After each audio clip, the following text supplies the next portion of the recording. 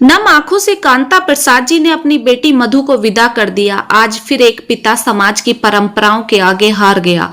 वरना अपनी लाडली को किसी अजनबी को सौंप देना आसान थोड़ी होता है। पंडाल में एक तरफ कुर्सी पर बैठे कांता प्रसाद जी निराशा भरी नजरों से चारों तरफ देख रहे थे।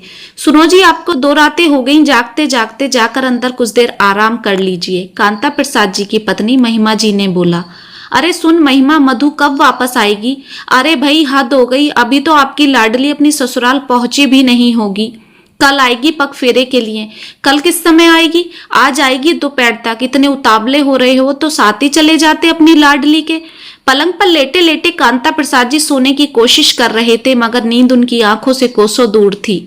आप सोए नहीं अभी तक? महिमा जी ने कमरे में दाखिल होते हुए पूछा। जाने क्यों फिक्र हो रही है मधु की?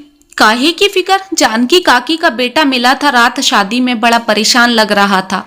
बता रहा था बेटी की शादी दहेज लोभियों के कर दी। बिटिया बड़ी परेशान है, ससुराल में गाली गलोच मारपीट करते हैं बच्ची के साथ। आप फिक्र क्यों कर रहे हैं? आपने तो पूरी जांच पड़ताल करके ही मधु की शादी करी है ना।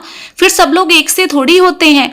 देखा ना आपने रात कैसे मधु की सास बोल रही थी, अपनी बेटी बनाकर ले जा रही हूं मधु को। फिर उनके तो धन घर से बाहर तक भरा पड़ा है, उन्हें किसी के पैसे की क्या जरूरत? आप तो खामोखा की फिक्र कर रहे हैं। महिमा जी की बातें सुनकर कांता प्रसाद जी को थोड़ा सुकून मिला। अगले दिन मधु पग फेरे के लिए अपने मायके आई। कांता प्रसाद जी ने अपनी बेटी को सीने से लगा लिया। ठीक है तू? हाँ पापा, बोलकर मधु अपने कमरे में कपड़े बदलने चली गई। मेहमानों की आप भगत में बाप बेटी को बात करने का समय ही नहीं मिल पाया और मधु के जाने का समय हो गया। कांता प्रसाद जी ने 500 रुपए सभी मेहमानों को विदाई देकर विदा कर दिया। सुन रही हो क्या? कांता प्रसाद जी ने महिमा जी से आवाज लगाते हुए बोला। हाँ बताइए। मुझे तो आज मधु थोड़ा चुप चुप लग रही थी, कहीं कोई बात तो नहीं है? आपके दिमाग में तो वहम भर गया है।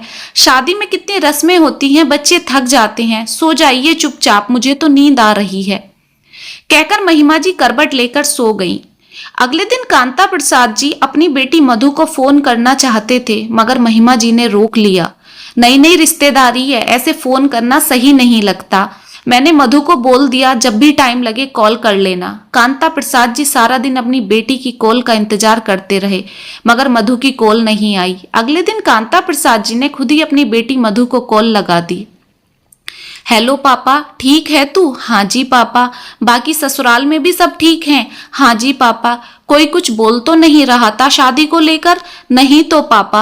मधु ने बड़े गिने चुने शब्दों में बात निपटा दी। चलो पापा, मैं बाद में बात करती हूँ, मुझे काम है। ठीक है बेटा, अपना ध्यान रखना। सुनती हो क्या? अब 15 दिन हो गए, मधु घूम के भी आ गई होगी, उसे ले आई क्या? हाँ, सोच तो मैं भी यही रही थी। कल आप और निखिल जाकर ले आना उसे, मैं गुंजिया मटरी बना देती हूँ। अगले दिन कांता प्रसाद जी और उनका बेटा निखिल मधु के ससुराल पहुंच गए, मगर मधु के ससुराल वालों का व्यवहार उन्हें कुछ अजीब लगा। लेकिन अपनी बेटी मधु को देखकर कांता प्रसाद जी के पैर तले जमीन खिसक गई, क्योंकि 15 दिन में ही मधु का चेहरा पीला पड़ चुका था और शरीर बहुत कमजोर लग रहा था। बेटी की हालत देखकर कांता प्रसाद जी को सारा माजरा समझने में ज्यादा देर नहीं लगी। कांता प्रसाद जी ने अपनी बेटी मधु को एक साइड में ले गए। बेटा सच सच बता, क्या बात है? कुछ नहीं पापा, इतनी बड़ी हो गई मेरी बेटी कि अपने बाप से भी झूठ बोलने लगी। अपने पापा की बात सुनकर मधु के हृदय का दर्द फूट पड़ा और चीख चीख कर रो पड़ी। पापा मुझे यहाँ से ले चलो, ये लोग मुझे रोज रोज दहेज के ताने देते हैं। कहते हैं तेरे बाप ने लूट लिया हमें, हमारे बेटे की तो 20 लाख की शादी हो रही थी। करण रोज रोज मुझे गन दिखाकर बोलते हैं अपने बाप से 50 लाख मांग। नहीं तो समझ रही है ना क्या हाल होगा तेरा? पापा मुझे मार डालेंगे ये लोग, ले चलो मुझे यहाँ से। कांता प्रसाद जी ने करण का गला पकड़ लिया। तेरी हिम्मत कैसे हुई मेरी बेटी को धमकाने की? तेरे माँ बाप ने रखी होगी तेरी कीमत, मेरे लिए मेरी बेटी अनमोल है। तू भूल कैसे गया? अभी मधु का बाप जिंदा है, तुझे तो तेरी औकात कोर्ट में दिखाऊंगा। चल मधु बेटा अपने घर, कहकर कांता प्रसाद जी ने अपनी बेटी मधु का हाथ पकड़कर घर की ओर चल पड़े।